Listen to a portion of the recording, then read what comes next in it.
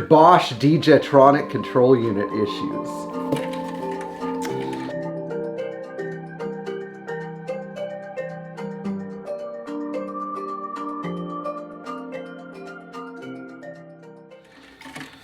So everybody, talks about the D-Jetronic control unit and how it's sort of a black box. And so we're going to talk about some issues that D-Jetronic control units have, and we're going to talk about how to address some of those issues. So hopefully, just so we know where D-Jetronic stops and starts, all the V8 gas Mercedes, with the exception of the 6.3 liter cars, use these up to 75, so 3.5 and 4.5. There was also a version used in the 280SL until 76 and the 280SE until 76. These were European market cars. The 250CE from 69 to 72 and the 280E and CE from 1973 to 76. So when you turn on the key, the most common D-Jetronic control unit issue we have is no fuel pump. And so let's talk about this. When you are running the car, suddenly your fuel pump shuts off. You go check the fuel pump, you have no power. Or when you turn the key on, the fuel pump not only fails to run, it runs for a second when it's cranky, and then you let go of the key and it doesn't run. And so we want to know what exactly is happening here. Well, the D-Jetronic control unit controls the fuel pump relay. And there's a resistance group with a bunch of resistors and capacitors on the circuit board that tells the fuel pump when it can run. And so this capacitor group does something really funny. When you switch the key on for 1 second, the control unit tells the fuel pump relay to turn on. I think it's a little black and white wire that comes from the computer. And it just tells the fuel pump relay to turn on, and then guess what happens?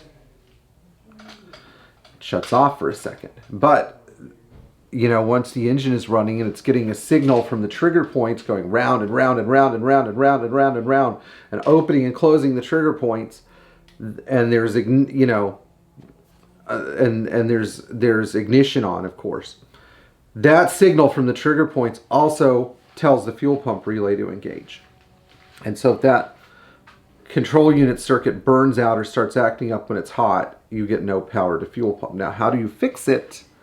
Well, you've got a couple of things you can do. You can bypass the control unit and set up a wire that just comes on when you turn on the ignition that makes it run constantly like a 280SL pump does. No problem there. Although because of D-Jetronic's propensity to leak fuel and its regulated pressure at 40 psi and 30 psi, some people might say that this could cause a fire hazard in a car with older fuel systems. Now, what is the next phase of D-Jetronic control unit failure? Well, how about total loss of power to the control unit? And this is one that a lot of people seem to mess up on, especially in 108 and 109 cars. There's a little battery cable that comes off of the positive terminal. If it's poorly connected or corroded, this cable can cause a disruption in power to the control unit, because that's the cable that powers up the controller.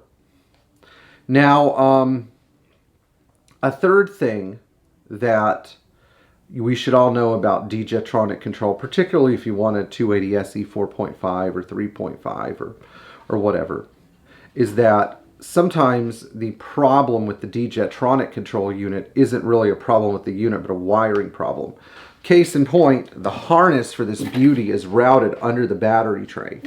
And if you have a car that has belched battery acid out for the past 10 years and gone unaddressed, it'll eat through the cloth insulation on the D-Jetronic harness, and then it'll start eating through wires. And yes, I've come across cars where one wire has been cut and it's caused some weird running issues or no running issues at all, or a miss on an injector or something like that. So on any 4.5 liter or 3.5 liter car with a battery tray in the front right fender, pull the battery out and inspect the harness.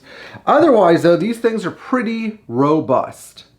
Pretty damn robust. The only problems we have are with the fuel pump control relays, getting powered up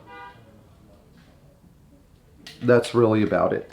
You know. So anyway, if you enjoyed this video and found it useful, please tap the bell for notifications. If you have any other weird experiences with DJ-tronic below, leave them in the comments so that we can share them. You know, I'm really trying to grow this channel, but I think it's, you know, I think it's going to be hard because there aren't enough people out there that love classic Mercedes. And so anyway, we'll talk more about these problems in future videos.